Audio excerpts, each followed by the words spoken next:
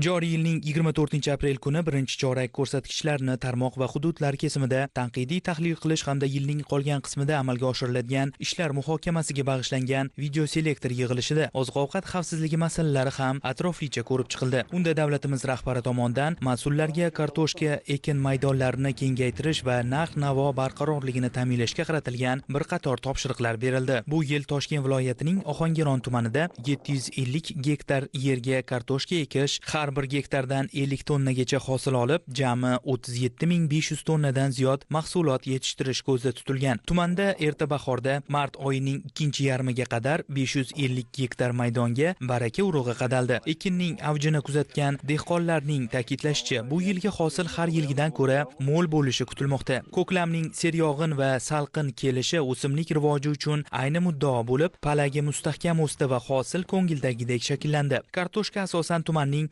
oldi hududlarida bahorda birinchi ekin sifatida, g'alladan bo'shagan maydonlarda esa takroriy joylashtiriladi. Qorasuv yoqa mahallasi fermer xo'jaliklari ham asosan kartoshkachilik bilan shug'ullanadi. Xususan fermer Mayusuf Abdurahmonov bu yil 11 gektar yerning 6 gektariga bog' qator oralariga kartoshka ekkan bo'lib, ayni kunlarda hosilni yig'ib olishga tayyorgarlik ko'rilmoqda. 6 gektar bog'im bor. 575 meva sabzavot. Men 4 gektarga bug'doy ekkanman. 6 gektar bog'da orasida kartoshka ekkanman. Eski bog' bo'lgan, buni yangiladi bog'imiz. 50 ta urug'lar olib kelyapmiz, mahalliy urug'lardan ham egyapmiz. Bog'imiz ichiga Santa, Arizona, Pikas navlarini ekkanmiz. Chet davlatdan ham kelyapmiz. Bog'da orasida ham ertalarda 40 tonnagacha olyapmiz. Ochiq maydonda lekin 50-60 tonna ham olamiz. Birinchi martadan ekilgan. Bular endi 5iga xudo xolasa pishadi, kovlaymiz. O'rniga bodring ekamiz, pomidor ekamiz. Hammasi birdan pishsa, bozorga borib sotishga vaqtimiz yetmay qoladi. 10 kunga farqi bilan ekamiz. G'allan o'rniga ketgan kartoshkalarimizdan 50-60 tonnagacha olamiz. Yilda 10-15 ekamiz, oktyabrda oxirida kavlab olamiz. Bir urug'ni 4 yilgacha foydalanamiz. Santa sortlarini 8-10 yilgacha foydalanamiz. Arizona bilan Pikasdan 4 yil 5 yilgacha foydalanamiz. Fermer bog' qator oralaridan 40 tonnaga yaqin hosil olishni rejalashtirgan bo'lsa, ochiq maydonlarga kartoshka ekkan boshqa fermerlar gektariga 50 tonnadan ziyod hosil ko'tarishni niyat qilishyapti. Ular dehqonchilikda zamonaviy usullarni keng joriy etish, urug'ni yangilash, agrotexnik tadbirlarni o'z vaqtida bajarish va tinimsiz mehnat orqali ana shunday natijalarga erishmoqda. Har yil kartoshka ekamiz. Dehqonchilikda endi kartoshka ob-havosi bo'ldi. Har yilgi bunaqa bo'lmas edi. Yomg'ir zo'r bo'lyapti-ku. Suv o'rnini bosyapti. O'g'it o'rnini suv o'rnini bosyapti. Qanaqa navlarni ekkansiz endi bu? Santa, Arizona. Ko'proq Arizona. Hosildorga yaxshi. Tez pishadi. Santalar yaxshi saqlanadi. Bu yerdan ekmata kam sug'orilyapti. Keyinga pishadi.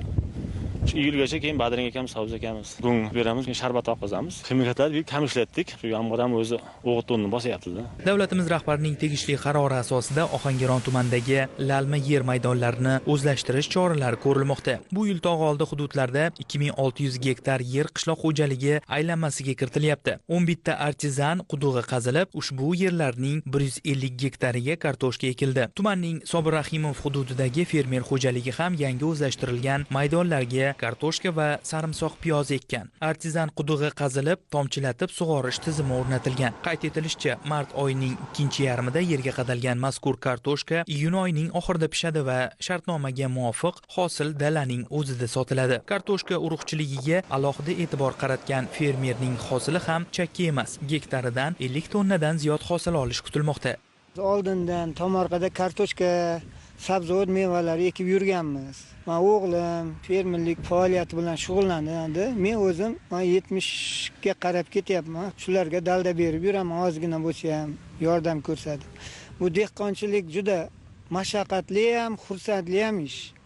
Bu har bir ekinga alohida e'tibor qilmasa, mehr ko'rsatilmasa, o'z-o'zidan hosil olib bo'lmaydi. Siz bilan so'zlasha oladi. Bunda quloq solsangiz, nima kasal bo'lgani, suv talabmi, o'g'it talabmi, o'zi shivirlab aytadi qulog'ingizga. O'shalarni iltimosini bajarsangiz, yuqori hosillar olib, yelimiz to'kinchilik bo'ladi, o'zimiz oilamizga baraka kiradi. Shuni orqasidan ko'p narsalarga erishyapmiz.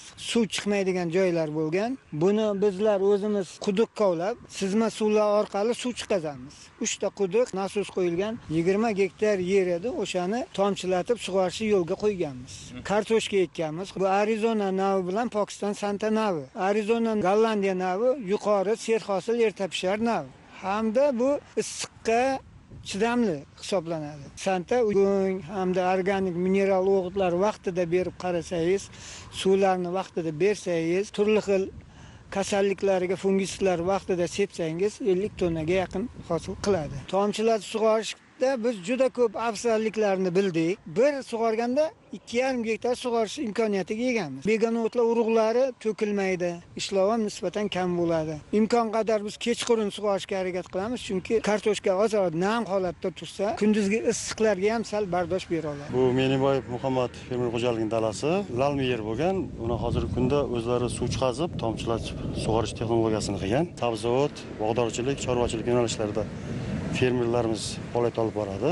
2200 gektar suvli yer maydonlari bor fermer xo'jaliklarida. Lalmi 500 gektar. Shundan lalmi yerlarda fermer xo'jaliklari suv chiqazib, hozirgi kunda bir 200 gektardan suv chiqazib, suv tejovchi texnologiyalar asosida tomchilatib sug'orish texnologiyalarini joriy qilib bormoqda. Qayd etilishicha, oldinlari aholi tomorqalariga asosan piyoz ekilgan bo'lsa, so'nggi yillarda mazkur hududda kartoshkachilik ustuvor yo'nalishga aylandi. Bir mahalla, bir mahsulot tamoyili asosida ish tutilmoqda, kooperatsiyalar tashkil qilinyapti. E'tiborli jihat shundaki, tomorqa yer egalarining hosildorlik ko'rsatkichi ayrim holatlarda fermer xo'jaliklaridan ham yuqori bo'lmoqda. Bunga sabab ularda ekish texnologiyasi o'zgarmoqda. O'simlikni mahalliy o'g'it bilan oziqlantirish, yerdan samarali foydalanish choralari ko'rilyapti. Navbatdagi manzil Qorasuv yoqa mahallasida istiqomat qiluvchi Zoir Qurbonov xonadoni bo'ldi. Jami 21 sotiq yerga kartoshka ekkan dehqonning aytishicha, bu yil mazkur maydondan 14 tonna hosil olish rejalashtirilgan. Buning isboti sifatida dehqon kartoshka palagini kovlab, hosilni ko'rsatdi. Qayd etilishicha, hosil hali yanada yiriklashadi, har bir tubdan kamida 2 kilogramdan mahsulot olinadi. Qumoq yerdan 110 mashina to'proq to'ktirganman men. Chorvamiz go'ngini mana shu yerda olib sop kartoshka yetishtiramiz. Ikkinchisiga savza, pomidor, bodring yetishtiramiz. Yiliga go'ng tashlaymiz. Mineral o'g'it ishlatmaymiz. 21 sotik yerdan 14 tonna kartoshka olamiz. Yaxshi bo'lsa endi undan ham oshadi. 58-60 sm jo'g olamiz. Yerdan yutamiz, qo'lda ishlov beramiz. Biz endi har yil tomchilab sug'orishga yo'lga qo'yar edik. Bu yil yomg'irchilik bo'lgani uchun hosilimiz sug'ormasdan pishdi. Tomchilab sug'orishi yerni qotirmaydi, o't chiqarmaydi. Hosilimiz zo'r bo'ladi. Yerimiz yanada mayin bo'ladi. Xaridorlar o'zlari kelib olib ketadi. 10 kundan keyin tayyor bo'ladi. 10 kungacha hali kartoshkalarimiz bundan ham katta yirik bo'ladi. Har bir tutdan endi 2 kilo olamiz. 2,5 kilo ham soladi. Bizniki juya kichkina bo'lsa, tonna ko'p beradi. Bundan keyin ikkinchi hosilimizga pomidor egamiz, bodring egamiz, savza egamiz, mana shunaqa mahsulotlarni yetishtiramiz yana. Hisob-kitoblarga ko'ra, 21 sotiq tomorqaning har sotig'idan qariyb 650 kilogram hosil olinishi kutilmoqda. Demak, jami 13 tonna 650 kilogram mahsulot yetishtiriladi. Bugun ichki bozorda 1 kilogram kartoshkaning o'rtacha narxi 6500 so'm ekanini inobatga olsak, tomorqa egasi birinchi ekin kartoshkadan qariyb 88 million 725 ming so'm daromad oladi. Bugun faqat mahallada, balki butun tumanda ham Zoir Qurbonov tajribasini ommalashtirish choralari ko'rilmoqda. Tomorqachilikni qo'llab-quvvatlash maqsadida imtiyozli kreditlar ajratilmoqda. Yetishtirilgan mahsulot uchun bozor topishda amaliy ko'mak ko'rsatilyapti. Qorasuv yoqa mahalla fuqarolar yig'inida 600 ta xonadon bor. Mahallamiz drayveri dehqonchilik va chorvachilikka moslashgan. Tomorqalardan 1 yilda 3 martagacha hosil olyapti. Birinchisi kartoshka, takroriy ekinga bodring, kuzgisiga 90 bosdi ko'kat kiyapti aholimiz. Takroriy ekinga Samarqand viloyati urug'chilik xo'jaligidan Arizona elita nomli urug'ni olib keldik. Aholimizga kooperatsiya tashkil qilgan holatda 60% aholi yangi urug' navlarini ekib yuqori hosildorlik olishga erishadi.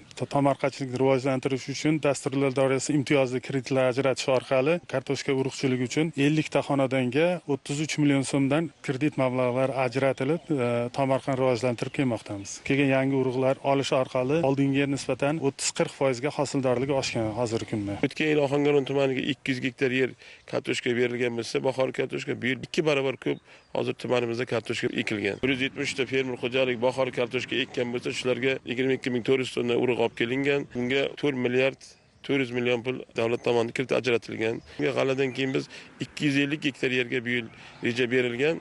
Shu rejani ham hozirgi kunda davlat tomonidan kreditlar ajratilyapti, fermerlar tasdiqlanyapti, urug'lik olganmiz. Ahamiyatli jihati shundaki, tumanda kartoshka yetishtirish ishlariga ilmiy asosda yondashilmoqda. Olimlar bilan hamkorlikda hududning tabiiy iqlim sharoitiga mos navlar saralanib, dehqonlarga tavsiya etilyapti. Ohangaron tumanida 2700 gektar bog' mavjud bo'lib, 850 gektar sabzavot ekinlari ekilgan. Bundan tashqari 550 gektar bahorga kartoshka ekilgan. Tog'oldi hududlariga ko'proq biz kartoshka ekishda xorijiy davlatlardan olib kelingan urug'larni tavsiya qilyapmiz. Kasallik va zarar kunandalarga chidamli bo'lib, hosildorlik ham yuqori baland ko'rsatkichlar bermoqda. Kartoshkalarda asosan zarar kunandalardan kaloriya qo'ng'izi, undan tashqari kartoshka kuyasi kasalligi mavjud. Sabzavot ekin maydonlarida ham zarar kunandalarni aniqlash maqsadida fermentuvchilar qo'yilib borilyapti. Dehqon va fermer xo'jaliklariga kasallik va zarar kunandalarga qarshi qaysi kimyoviy preparat bilan ishlashi o'z tavsiyalarimizni berib boryapmiz. Xulosa o'rnida aytish joizki, kartoshka xalqimiz dasturxonida ikkinchi non sifatida muhim o'rin tutadi. Mamlakatimiz oziq-ovqat xavfsizligini ta'minlashda ushbu mahsulotni mahalliy sharoitda yetishtirish alohida ahamiyat kasb etadi. Ohangaron tumanida kartoshkachilikni rivojlantirishga qaratilayotgan e'tibor, erishilayotgan natijalar bu boradagi ustuvor vazifalar bilan uyg'un bo'lib, amalga oshirilayotgan ishlar ichki bozorda narx-navo barqarorligini ta'minlash, aholi daromadlarini ko'paytirish hamda kambag'allikni qisqartirishga xizmat qiladi.